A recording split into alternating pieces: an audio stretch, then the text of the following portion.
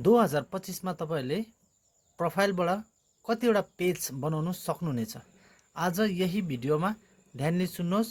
आज यसमा धेरैवटा कुरा म सिकाउने अनि भन्न गइरहेको छु। भिडियो अन्तिमसम्म हेरेर बस्नुहोस्, तपाईको लागि हुनेछ है।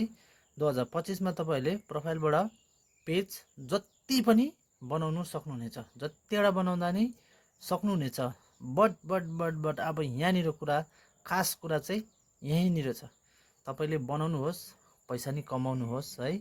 चाहे तपाईले 10 वटा च्यानल बनाएर 10 वटा च्यानल मोनेटाइज गरेर तपाईले पैसा कमाउनु भयो, नो प्रब्लम।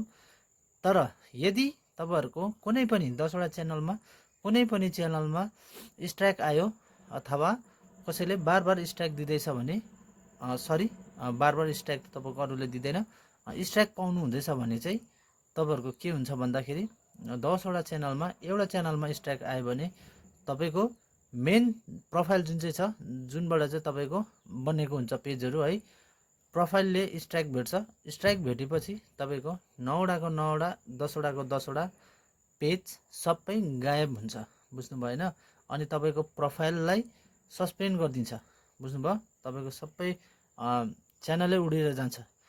त्यही कारणले तपाईले त्यो नहोस्, त्यसको लागि चाहिँ के गर्नुपर्छ भन्दाखेरि तपाईले आफ्नो प्रोफाइल छोडेर जतिवटा नि तपाईले बनाउनु भएको छ सबैमा एडमिन एक्सेस चाहिँ तपाईले अलग बनाएर राख्नुहोस्। त्यसो भने चाहिँ तपाईको जुन एकाउन्टमा तपाईको स्ट्राइक भेट्छ त्यो एकाउन्ट मात्रै तपाईको जान्छ, बाद बाँकी तपाईको सेफ रहन्छ।